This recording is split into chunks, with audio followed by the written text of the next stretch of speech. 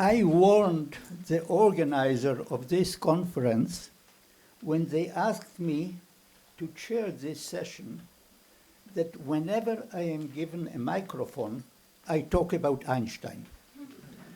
And very soon you will understand why it is appropriate to open such a workshop with a message from Einstein.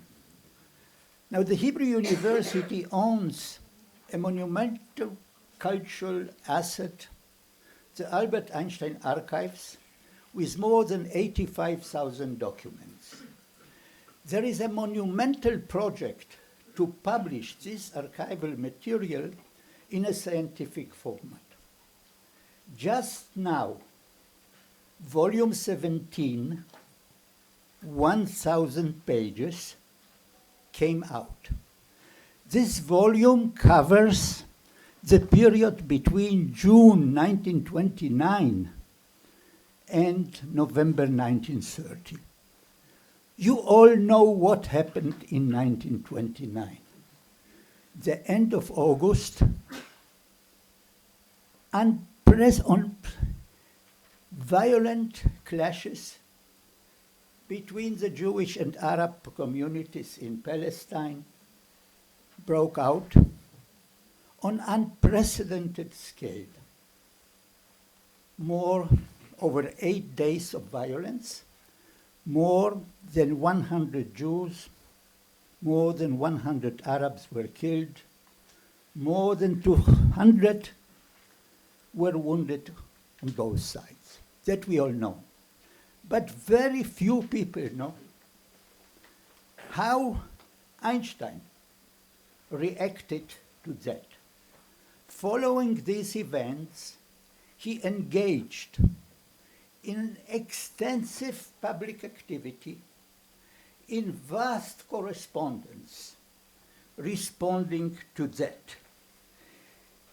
Einstein corresponded, in particular, with Professor Hugo Bergman of this university, professor of philosophy, who was one of the co-founders of the Peace Alliance, Brit Shalom.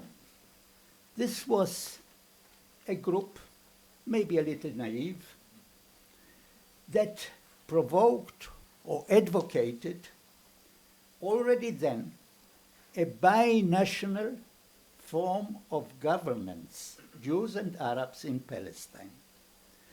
Einstein wrote to them, to Hugo Bergman, about a true symbiosis between these two people. A symbiosis that will involve economic, political, and social common institutions. These were days when Einstein and Weizmann, who ordinarily had very good relations, there was tension between them. Weizmann did not like Einstein's contact with Brit Shalom, and listen to this now, what Einstein wrote to Weizmann then. Unless we find a way of honest cooperation and honest dealings with the Arabs, we have not learned anything on our way of 2,000 years of suffering and deserve the fate that is in store for us. Einstein also wrote to Azmi al-Nashashibi, the editor of the English language newspaper Palestine. There he wrote an article about the great common future that could be between these two great Semitic peoples, encouraged by the positive response of al-Nashashibi. Einstein published another article in Palestine, and there he proposed a concrete solution for the problem. And that is, what he proposed is that there will be a secret council consisting of 4 representatives from each side, independent of any political body. They would be a physician, a jurist, a representative of the workers' union, and a cleric. Al-Nashashibi thought that it was a very practical solution. Now today, you see, we are talking about prospects for peace. If you think that nothing else will work, why don't you keep in mind Einstein's ideas? Now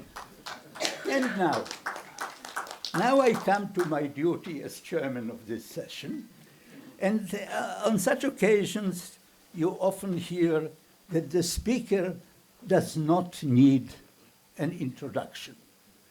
Now, even if Dan Meridor is so well known that he does not need an introduction, I think that he deserves an introduction. So let me now introduce Dan Meridor to you. Historians will tell you that a public political situation is always preceded by many years of developments, processes, and decisions. Over 40 years, Dan Meridor was an active participant and intelligent observer of such developments which brought us to where we are today. It is therefore appropriate to begin this workshop with his insights. Dan Meridor was elected to the Knesset, and he served in the Knesset in the years 1984 to 2003, and then again in 2008 and 2013. In the Knesset, he served on the Committee of Foreign Affairs and Defense, the Committee of Constitution, Law and Justice, and the Ethics Committee. In the executive branch, Meridor served as secretary of the cabinet under Prime Ministers Menachem Begin and Yitzhak Shamir, as deputy prime minister and minister of intelligence, chairman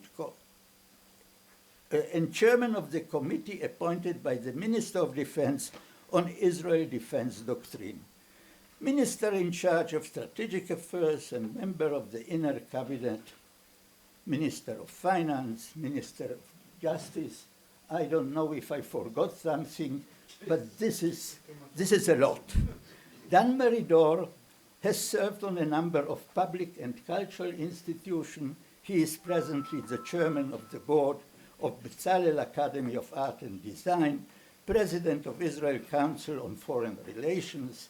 Earlier, he was the chairman of the Public Council of the Israel Philharmonic Orchestra, and so on, and there is many more. But for us here at the university, the most important landmark in his career is that he graduated from our School of Law at the Hebrew University. Dan, come here.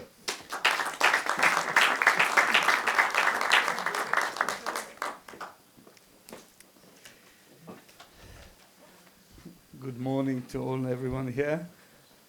I would like to speak somewhat shorter than the introduction. It was a bit too long. I mean, it comes with age, you know. The longer years you have, the longer the introduction is. But it's true that I am an alumnus of this university, and I'm always happy to help if I can and be here and speak if there is something I can say. The institutions of knowledge, of science, academia, unfortunately are now under attack. All Enlightenment studies, academics, who needs them? I can do without them. Who needs them? You hear it all over the world. There's a big challenge to our culture, to democracy in this country. Can I say even over the seas, where Dan Kurzer comes from? It's a new world developing, quite challenging, I have to say. So universities are one of the strongholds still with a very important role in fighting for maintaining the culture and the civilization that has been built over the last 200-300 years since the era of enlightenment. We are in a difficult time, difficult turning point, hopefully not to where we feel we may go. But this is not what I was about to speak of, and I would try to put the events that we have been watching and feeling the last 2 years in a broader perspective. I haven't brought the solution in my pocket, I forgot it at home, but I'll try to analyze things from a broader perspective. In spite of the fact that we are after October 7th, this horrible barbaric attack, and what followed after that. And we are living in an era of very dramatic changes. The world is a different world. America is not the same since coming January. Syria is not what it used to be. The Israeli leadership and Palestinian leadership are somewhat that needs some attention. I speak of it immediately. But I still think that if we want to analyze where we are on the Israeli-Arab conflict, it's important to look at it from a historic perspective. And there is a very successful story here, with successes and with failures. I'll try to analyze it not too long, but to put in perspective. Against the naivete of Brit Shalom people that was just mentioned by Hanoch here, who thought that if we give the Arabs enough good conditions, money, so far they will accept the fact that there will be a Jewish state here. The fact is the opposite. The Arabs objected to this crazy idea of people coming here and says, we had our forefathers 2,000 years ago, we want to build a state here for ourselves. Where? In the Middle East? From Morocco to Iraq, it's all Arab, and you want to create something non-Arab, non-Muslim here. It sounds somewhat strange. And they didn't like it. And there was a fight, there was a battle along the years. This, if I take 1948, 49, after the War of Independence, if I were an Arab ruler there, I think it would be quite logical to draw the following conclusion. We look at the map. As I said, from Morocco to Iraq, it's all Arab. 100, 200 million people, wealth, oil, political power, and here's 600,000 Jews, and we didn't win. So yeah, the Jews were part of the West, their technology, but it's unnatural. Along the years, this asymmetry will work for us. So the Arab decision after 48 to 49, not to accept Israel, to think that along the years they will have the upper hand was not illogical. I hate it, I don't like it, but it's not crazy.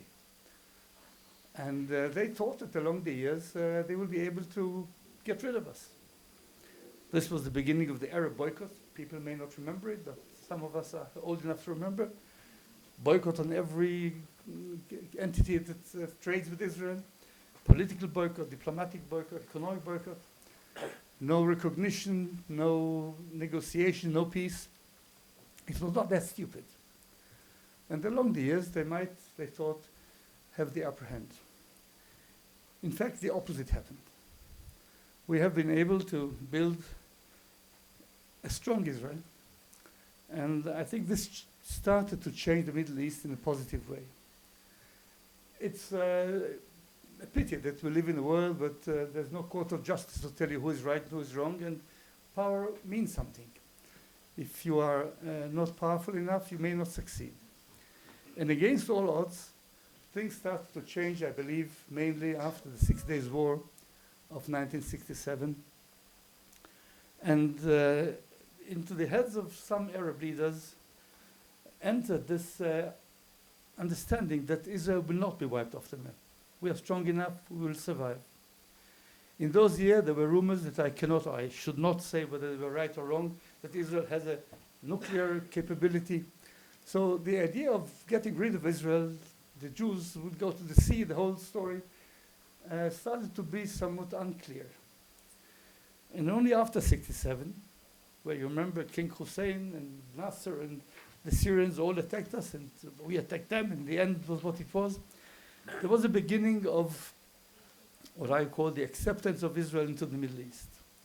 The first informal phase was King Hussein of Jordan, whom we, with the Americans, helped against the PLO in Syria in 1970.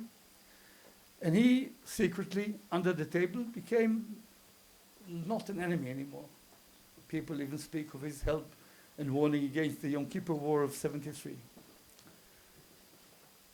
The second, and in fact the most important political deed Israel has ever done, was the Begin-Sadat Israel-Egypt Peace Treaty of 1977-79. We've been able to take out of the wall of hostility and belligerency around us the most important Arab country, the leading Arab country, where the Arab League was in Cairo, to a full treaty of peace. A matter of leadership, I would say. Today, people usually go to the pollsters and ask them what the people want to hear, and that's what they do, and this is how they get elected. Had Begin done this in 1977, there would have been a peace treaty. There was a clear majority against giving up all of Sinai and giving up the ability to apply sovereignty to Judea and Samaria. For what? An agreement with a dictator. But Begin was convinced this was right and was able to convince the people, although some Labour Party people didn't vote for it. It was too much giving. But this was really a major shift. And we've been able to take the most important Arab country out of the cycle of war into the cycle of formal peace with Israel. Later, we had in 91, November, Madrid conference for the first time, Syria, Jordanian, Palestinian delegation, Lebanon came to speak with Israel. It didn't yield good results, but the beginning of a new phase. There was talk about peace, even in Syria. There was a country like this some time ago.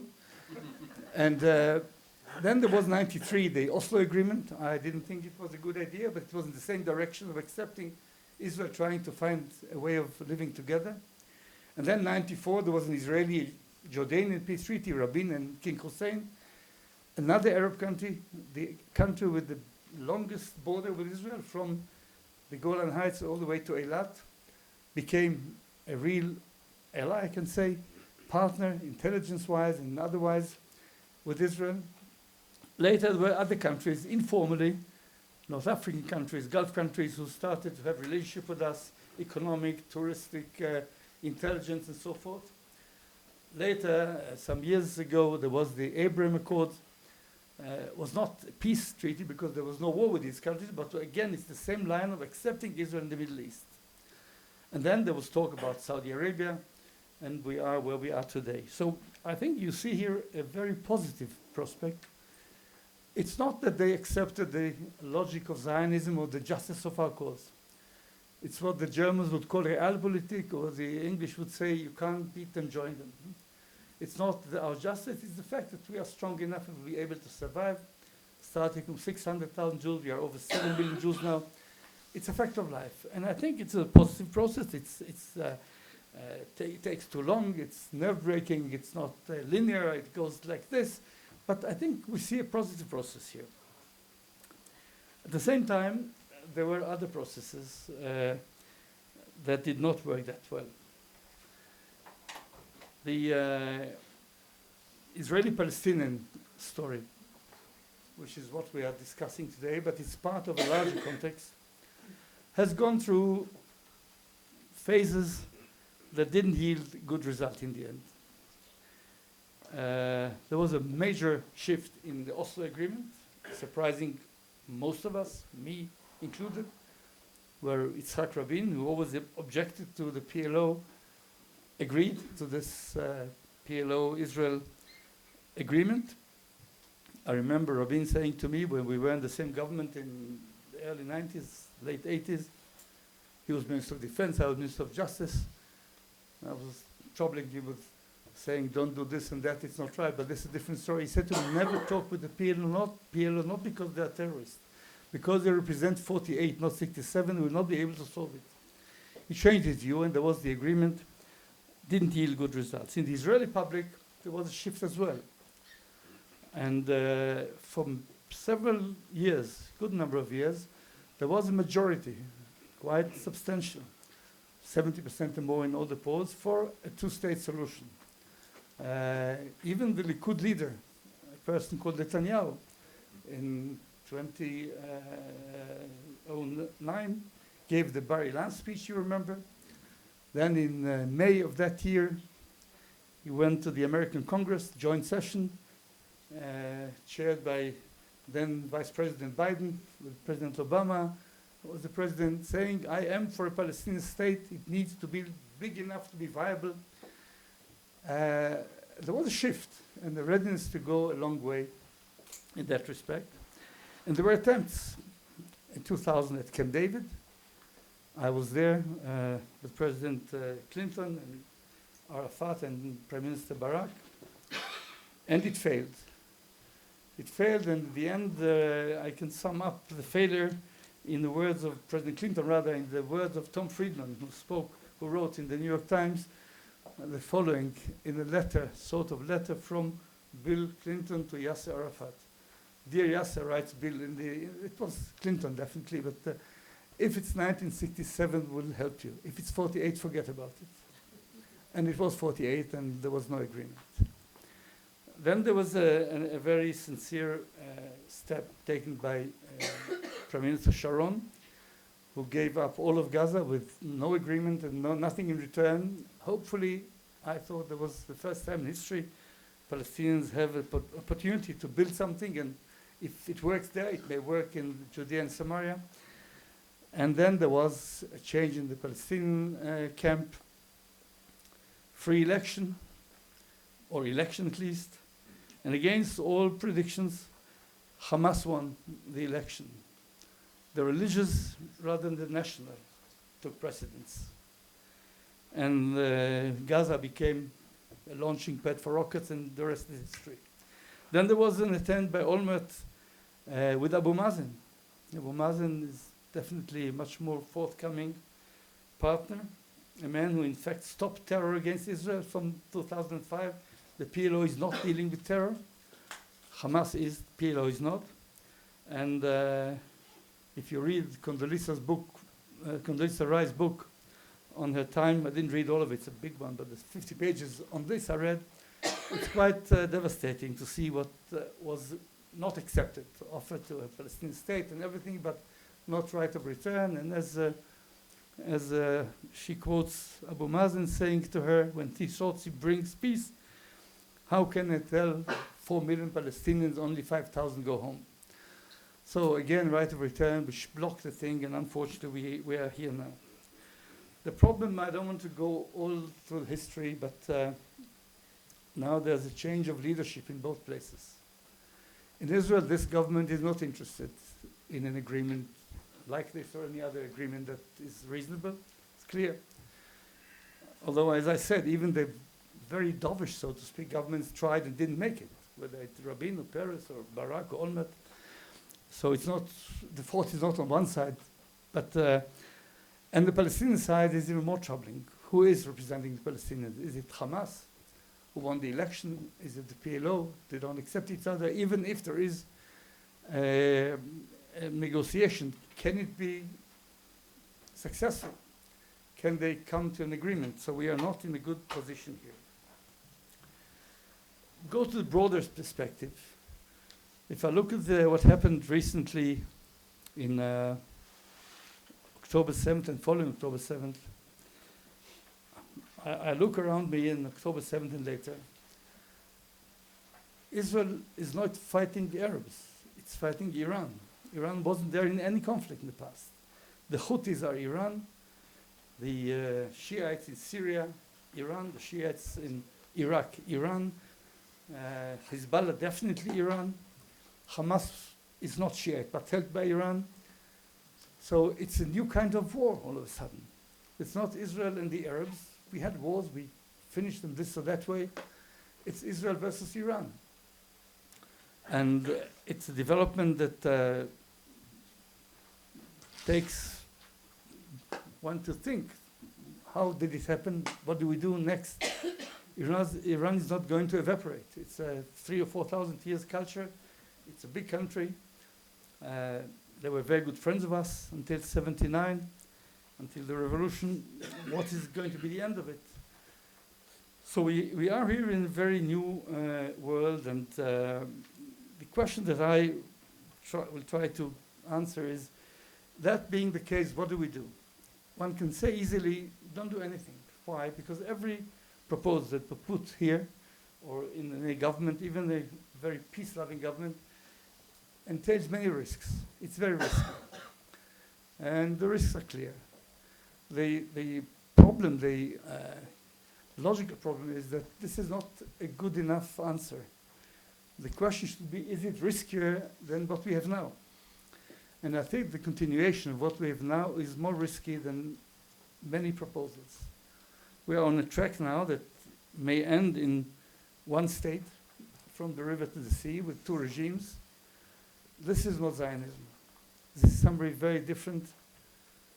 And if I can say, there's something democratic in Zionism in the following sense. Not that it has democratic elections.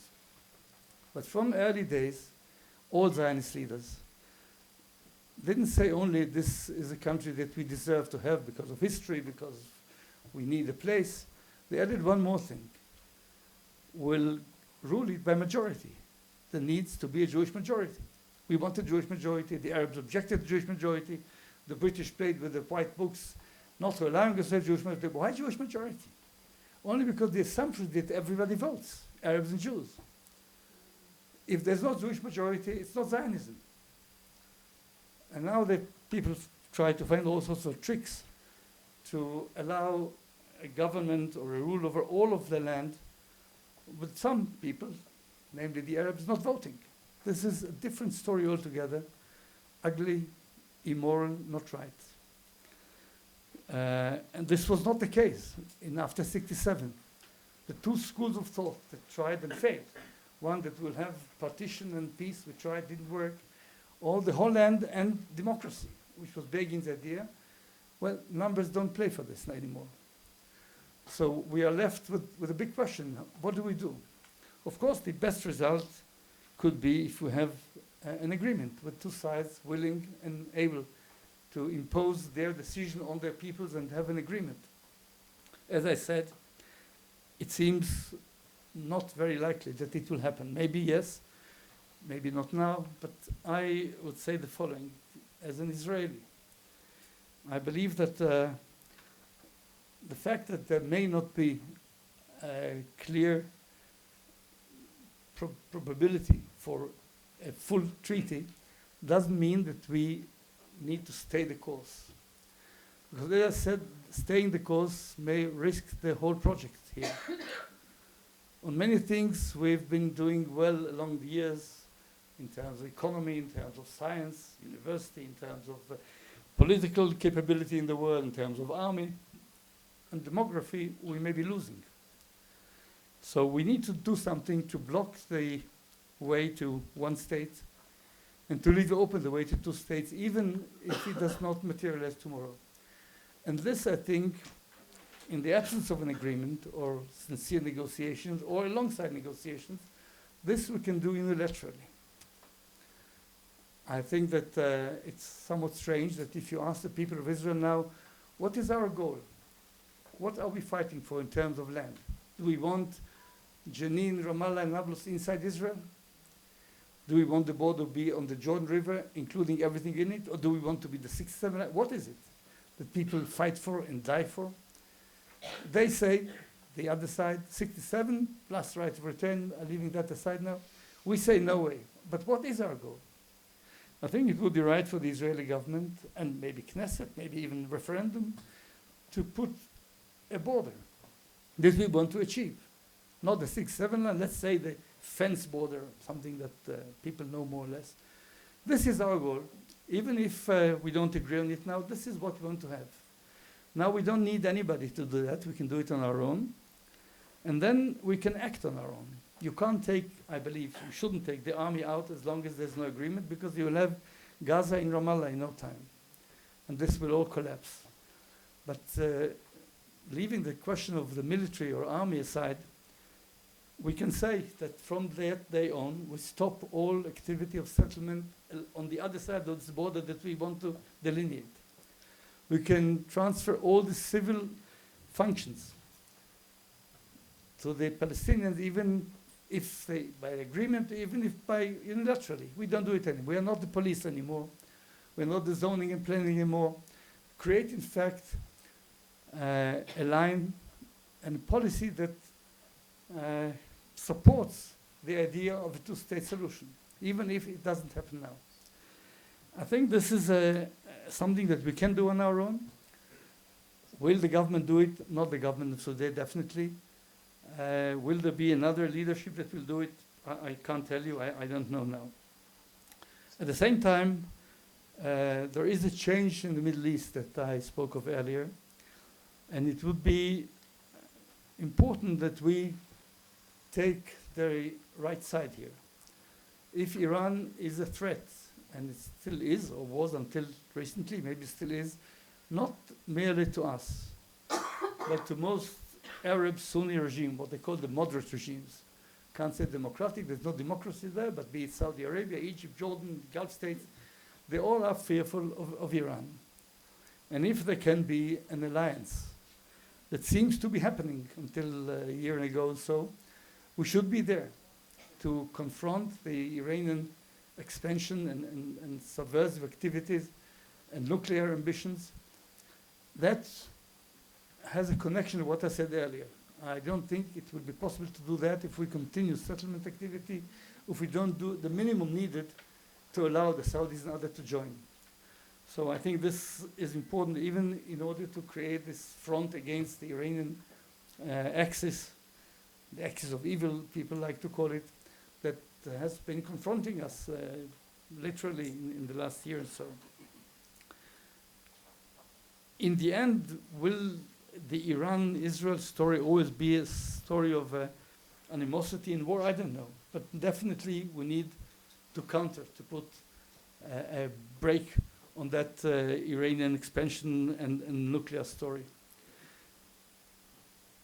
In last war, in October 7th and following October 7th, something else happened that people need to think of, and I was quite alarmed when it happened. You remember the first days of the war, President Biden said he's sending not only the famous don't, but he's sending carriers, jet carriers here to the Middle East. People are very happy. It was very nice of him, but it's the first time you see that Israel may be using or be held by other soldiers. We always said we'll defend ourselves. We don't need others. We are not NATO. NATO, we're not ashamed to take American soldiers to defend them. We said we don't act like this. We defend ourselves. We get help, assistance, ammunition, whatnot, but we fight ourselves. The first time you see American army here, it says something about the Israel-American relationship. If you are dependent on America that much, what does it say about your policy vis-a-vis the Arabs? Again, I don't know what America is today. I don't know what President Trump will say about the Middle East conflict, about the Israeli-Palestinian conflict. I heard him yesterday. I saw him live, CNN, from Mar-a-Lago, and he said, Middle East is easy.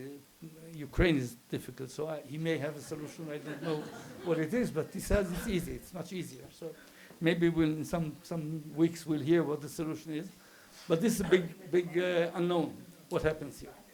But the Israeli-American relationship are very important now because what has been shown here. America did help Israel to an extent, but quite substantively. And it's a different defense posture than was in the past. It's the first time in our history that it happened. To go back to another element that I think is not political, but it has a very heavy weight on politics. One could have thought after the American Revolution, 1776, and the French Revolution, 1789, that religion is out of politics. People are religious in many countries. America is a religious country, but politics and religion don't go together. And you saw it in many countries, not only the communists. For them it was clear, but as Western Europe today, politics was not with religion. Even in the Arab world, there was the Nasser movement. It was not about religion. The Israeli-Arab conflict was not religious conflict. It was not between the Jews and the Muslims. It was a national conflict between the nations. Now you see a trend in the world where, how can I say it, God is back in town. Hamas, Hezbollah, and Iran all speak in the name of Almighty. They have direct connection to the Kodesh Baruch Hu, which I don't have. And they speak for him. Or for her, what should I say today? For whoever that is. Her, him, they, okay.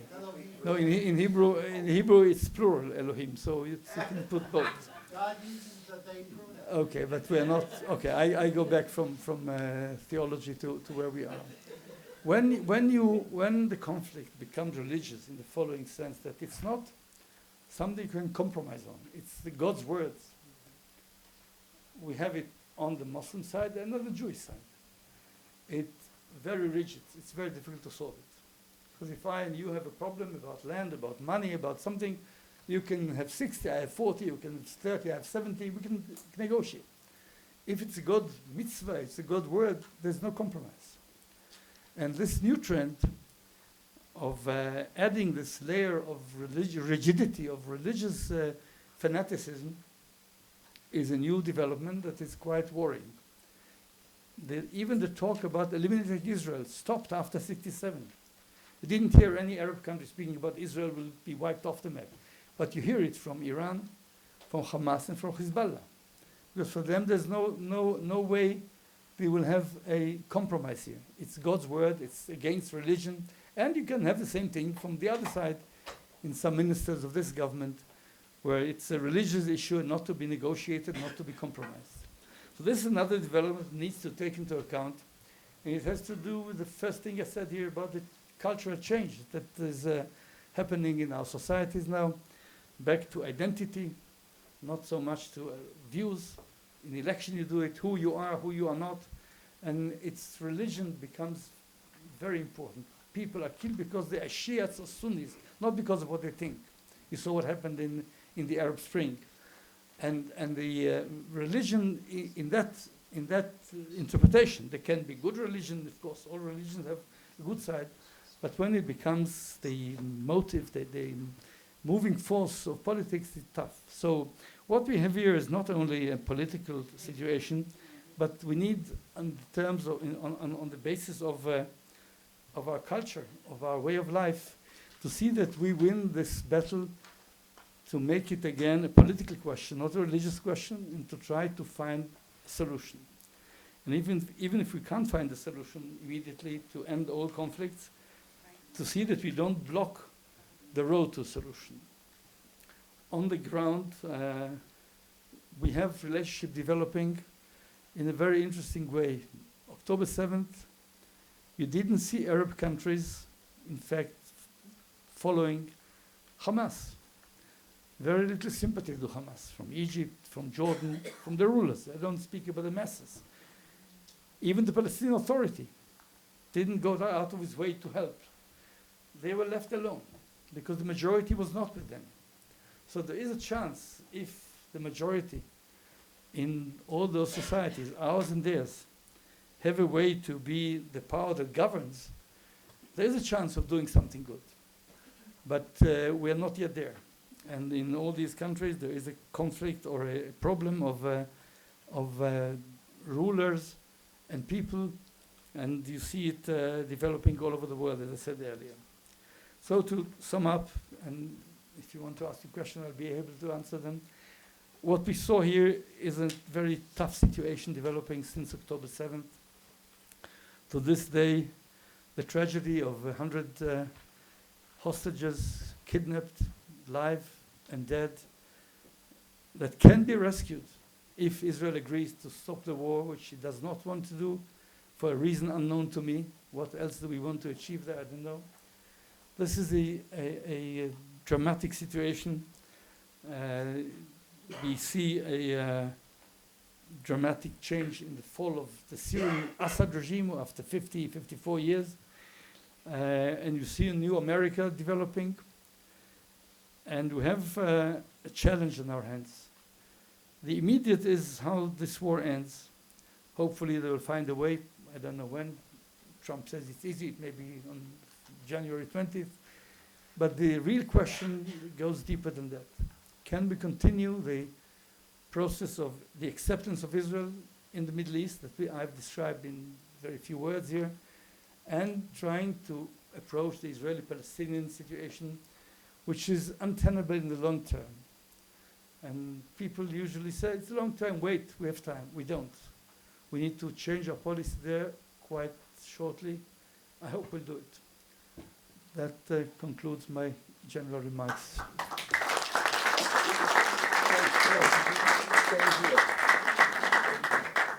Well, as we anticipated, And I didn't speak about Einstein, I'm sorry. as we anticipated, Dan gave us a comprehensive historical survey of this history and the changes, the profound changes that we are facing recently. By that, he really drew the stage for the whole workshop. Now, he was also very generous with his time. He left us about 15-20 minutes for questions and discussions. So, who wants to challenge Dan or to ask a question? Introduce your. Everybody who asks a question, introduce. Dan knows me. But they don't know you. My name is Yair Hirschfeld, and I'm responsible for Ostdeutsches Party. Yeah. Prime Minister Olmert. Is there Microphone? a micro? Is there any microphone? I'll try to write. One moment. It's very short. They want to hear you. Wait. Thank you, Dan, for the presentation. Prime Minister Olmert, before he left his job, told me what we need is, and he coined the phrase, we need a coordinated multilateral unilateralism. It means your unilateralism coordinated with the United States, coordinated with the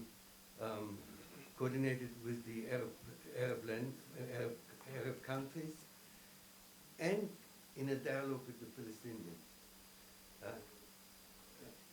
I think, do you like this idea? And if how, can you? In the time of Prime Minister Fayyad in the Palestinian Authority, this was the approach. I used to speak a lot, and with him and with others, about the two layers. One layer is trying to get an overall agreement to end the conflicts. At the same time, trying to build, as we call it, bottom-up, that you will build your institutions. We try to imitate the Jewish building up of the institution before 48, and your economy and your governance, and we'll help in our side and withdraw to where we can. I think it was a good idea, but and it worked for some time. Palestinian economy did much better. We took out outposts that were checkpoints and other things. In the end, it didn't work. In the end, when it came to the points that Olmert, as I said earlier, again, I know Olmert, but I take Condi Rice as the witness. She was there, and what she says is striking, unfortunately. You know, when Olmert spoke to her and called her, I read her book. He says we can have an agreement. I think they had 260 meetings of the groups, Israeli-Palestinian, to formulate that. Come over, and she comes over to what they call Balfour now, the Prime Minister's residence, and he tells her, here, Palestinian state, practically all the land with some swap of 6%, not a question of, and even Jerusalem will be divided according to neighborhoods for Arabs and Jews, and an international regime in the Holy Basin, unheard of. And from 48, nobody spoke like that. And she said, if you're right, I didn't believe my ears. She thought she's Eliyahu Hanavi bringing the Mashiach. That's it, it's coming. And when she goes to Abu Mazen, but he said, no right of return. I'm ready to allow 5,000 Palestinians to go to Israel, all the rest will stay where they are, go to Palestine, not to Israel. And his response saying, how can I tell 4 million Palestinians, only 5,000 go home, was shocking. Because the man is a soft-spoken man. I can tell you a story. In 1998, 99, before I resigned from the government of Netanyahu again as Minister of Finance, and somewhat after that, Ahmed Tibi, Chaver Knesset Ahmed Tibi, called me and says, Abu Mazen wants to meet you. I never met him earlier. Said, welcome. I'm coming with him to you. I said, no way. You can come separately. You are an Israeli. You are from my side. You don't come with him. But if he wants to come, he's welcome. So he accepted, and he came. And I had in my apartment where I live today, but 2 or 3 hours meeting, 4 eyes, he and me. I bought some cheese or something, I think, at the grocery, and it was a very nice meeting. And I remember asking him the first thing after compliment that I gave him, and he gave me, as should be, tell me what you say about Hak al-Oda, the right of return. Do you think it's serious? Or do you know it's rhetoric and won't work? And I told him, I ask you that not to tell you if you say it's serious, go to hell. I need to know whether I should try to work for a final agreement. If you don't think it's the right of return is an option after you have a state to go to Israel, it's not. If you say it's real, so I say let's have some partial agreement. We can't have a final agreement. He didn't answer me. He shouldn't have. I was a member of the Knesset. I just resigned from the government. I was not representing Israel formally. But he told me the following story, which he later told other people. When he came after the Oslo agreement, they were allowed to come here. He said, I took my children, he had 3, 1 died, I think, to our the family home in Tzfat, in Safed. And I told them, this is where I was born. The family lived here several decades, I remember. We do not return here. This was, to me, a very good indication. Didn't have to say more. Stage, the curtain falls on scene number 1. Scene number 2, Camp David, 2000.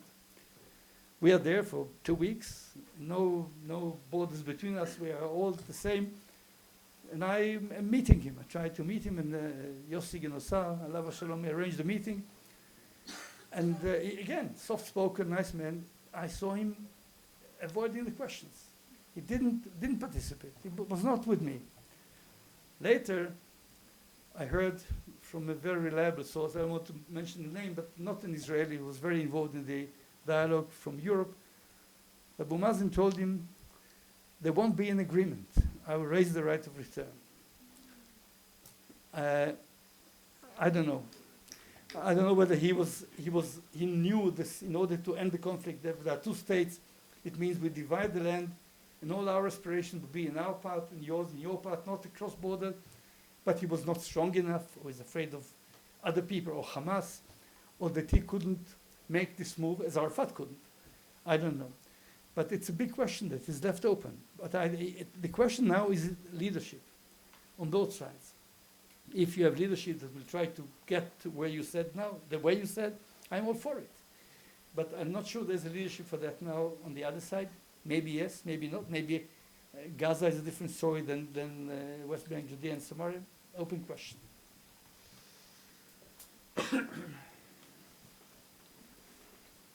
Dan, thank you very much. Beyond what we see now after October 7th, let's say in a few months' time, maybe in a few years' time, what do you think is the solution? I mean, how you prescribe the solution to the Israeli-Palestinian conflict, if there is a solution to the Palestinian conflict? Well, Let me just finish. Yeah, okay, Is a 2-state solution still on the table, or there is something else? And if there is a 2-state solution, do you mean state that comprise Gaza and the West Bank together under one regime, or what? And if you can also relate to the issue of Jerusalem, what's going on there? Yeah. Well, the question is what I think or what is feasible politically. I tell you what I think. What's feasible politically, I said, I think it's tough now. I'm not playing games. The mood in Israel is now not for that. One can even understand after the failure of Camp David in 2000, where Israelis thought that Israel went out of its way. Barak broke all the taboos on Jerusalem and other things, and there was no there was a negative reply by Arafat. And after the withdrawal from Gaza, unilaterally, it ended up the way it ended up. And after the Olmert Abu Mazen attempt that didn't work out, the camp of peace, so to speak, has lost a lot in public opinion. I can say understandably. It doesn't mean that that this is the right thing to do, but there's no appetite for this now. And so and politically, you hear strangely, no Israeli leader now, even the opposition, speaks of a Palestinian state. Because there's no leadership now. People all go to the pollsters and they tell them, don't say it, people don't want to hear it. Nobody says what is right, they say what people want to hear. This is the opposite of leadership to me. It's being led by the masses rather than leading them, but this is a different story. So I don't know about the feasibility of what I'm saying, but to me, if I could do it, there's a Yiddish song, "Wenn ich wollte gewinnen, der Boy Ölbe." If I were God Almighty, what I would have done, if there's no problem with people, what they think. I think the end result, or the better result is to have a two-state. I think for them to be united, I mean, united not territorially, but to the same state is normal. If they want to do it separately, it's not my business, but I don't want to be there. And in the longer range, there was an idea that, Menachem Begin used to speak of many times of sort of confederation. Once you have a Palestinian state, an Israeli state, a Jewish, an Arab state, we can think of from idea of like Benelux or European Union or of confederation, something together that makes sense, but it needs to go to a Palestinian state. They won't do it otherwise. So this is a sort of long-range dream that I have. Can it be realized today? I'm afraid not. I don't see it being realized. So what I would like to do today, or what game I play now, is to preserve this option open and block the road to one mess from the river to the sea, which will end up in the to me, collapse of the Zionist dream, which is what I and many of us gave our lives to. So this is, if there are other options, there is an option of the Brit Shalom story of the binational state. I'm afraid it won't work. It won't work. The hatred, the fear, it won't work, I think. One has to say, if we proceed on that, there are those who will fight it. If Iran stays the same, will fight it. All the religious fanaticism on both sides will fight it. It's not going to be an easy ride. But this is, to me, the idea. Actually, the answer to Rafi's question is the whole day's workshop. This is what we are talking about. And you have a question there? Okay. Introduce yourself. Thank you. Gershon Baskin. I've supported the two-state solution since I wrote my first op-ed piece in favor of 1975 in a Jewish newspaper in America. I didn't do it then, but I do it now. Okay. But over the last years before October 7th, it seemed to me that the option was no longer viable. And I started talking with other Palestinians and finding other options. But one of the surprising results of the October 7th war is the return of the two-state solution. And it's quite interesting that almost no one in Israel knows that there is a Saudi initiative called the Global Alliance for the Implementation of the Two-State Solution. It was started at the General Assembly meeting this past year. They have held 3 meetings so far, the last on November 28th in Brussels, with the attendance of 90 countries who are committed to the implementation of the two-state solution. It's a Saudi-Norwegian EU initiative. The next meeting is scheduled for Oslo next month. Israel is, of course, invited, but doesn't attend. We have recommended to the Saudis and the Europeans that they put a chair for Israel with the name of Israel and have it very physically shown that Israel is absent there. This is a global initiative. It's governmental. And it is quite important because what the initiative is saying is no more hakifadi, no more empty words, no more declarations, no more speeches. What the Saudis are demanding is for countries to take steps that will lead to the implementation of the two-state solution. Now, I think it's important in the context of a meeting like this that this, in fact, be a focal point of what we're doing, because the idea is how to now create an Israeli-Palestinian alliance for the implementation of the two-state solution. We have no other option for living together with the Palestinians other than implementing a two-state solution. And it is time that we think concretely about how to do that in the total absence of leadership in Israel and in Palestine that has the courage, the intelligence, and the ability to do it. Well, let me give you, I heard of this, I know what is in the press, I didn't go deeper into that. First thing, everybody is for two states, but one thing some people don't say, and they should say. If there are two states, no right of return to Israel. Do the Palestinian state, do the Norwegian state, do the European state, they are for a Palestinian state, I understand, I think that's the only, no, wait, just, If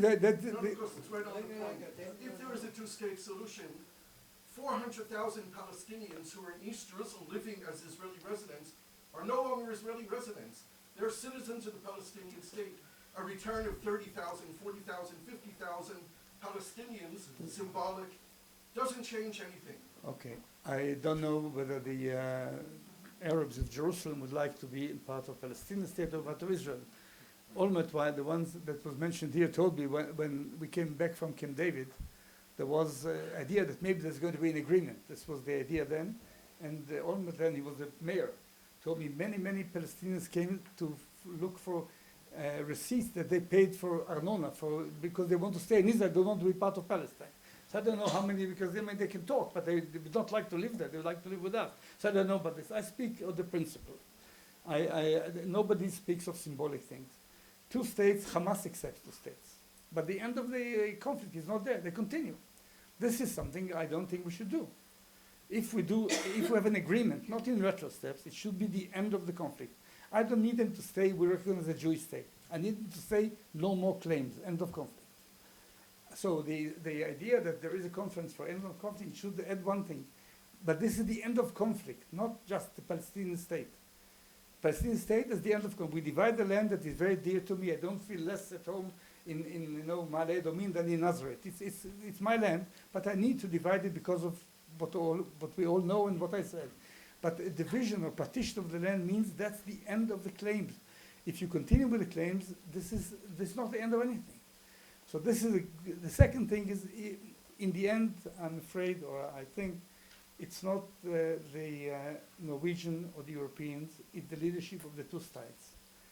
No, had we waited, forgive me, Dan Kurtzer, for the Americans to initiate Israeli-Egyptian peace, there wouldn't be peace. I can go to details. Sadat, Begin did it. Sadat came, Begin came. Israel, Jordan, that was not through America. Also, definitely not through America. So I'm not against, I'm all for America because the America I know, I don't know what will happen in the future. It's the best ally we have, but it takes leadership from within our society and their society. If this doesn't happen, we need the support of the world, and the economic support, diplomatic support, what have you. But it needs to come from leadership here. And the absence of leadership is not a good situation, which is where we are now. We are almost done with time. I'm done with A the time. very short, I mean, a short question, but Okay, more I'm important, short a short answer. Good, no problem. Yeah.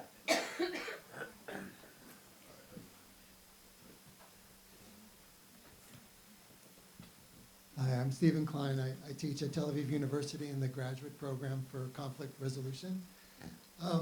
You tell a story of a lot of surprises, a lot of unilateral moves that Israel has done that didn't generate things. You mentioned things like, you wonder what happened with Iran. Went from Arabs and now it's Iran. So this is what I'm wondering. Warren Berger, who's a questionologist, says that a lot of times we don't reach good solutions until we ask good questions. We need to ask better questions. And I'm wondering, what are the better questions we need to ask? Because we're very focused on the how. But if you're focused on the how before you ask the why, you're very likely going to end up in the same problems that you've had before. So my question to you would be is that, would you agree with this? And what questions do you think we need to be asking? What why questions? What do we need to understand in order to have a better chance of getting to a solution? Does that make sense? Can you make the answer shorter than the question? It's what are the why questions we're not asking to get to a solution? Either I haven't understood entirely the gist of your question. To me, I'll end up, alongside history, it's something that doesn't sound very democratic. It's not the people's, it's the leaders that lead the people that makes the tough decisions. Of course, in democracy, you need majority in the end. But if somebody doesn't lead the people where they wouldn't go otherwise, but is led by the masses, by their instinct and basic instinct, it ends up very badly. And this is where we are now. Why is it happening? It's a good question in human nature. No, I don't want to, I put a question at the end. The idea in democracy, which is a wrong one, is that the majority rules, and the people are smart, they know. Okay, you remember Cairo 2011, the Arab Spring, Tahrir Square, the Liberation Square. All the slogans were not taken from the Muslim vocabulary. They're all democratic vocabulary. Democracy, human rights, criticism of government. And they succeeded, and Mubarak was ousted. And now they went for election. What happened in the election? The party all over the Arab world that won has a majority, and it's against democracy. They don't want equality to women. They don't want this.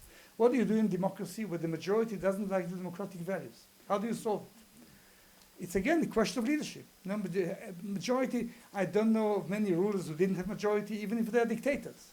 If the leaders lead in a good way and lead the people there, then you may have a solution.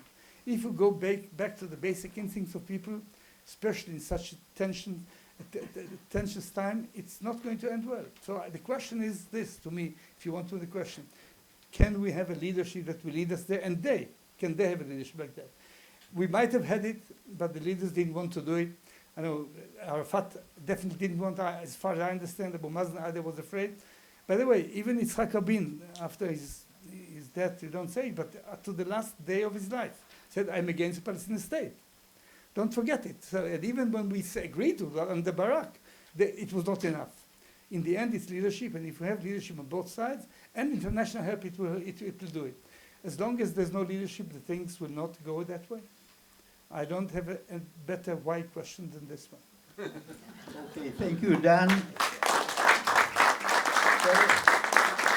Dan's talk, questions and remarks from the audience, all of that leaves us with a taste of more, and that's what the whole day will be about.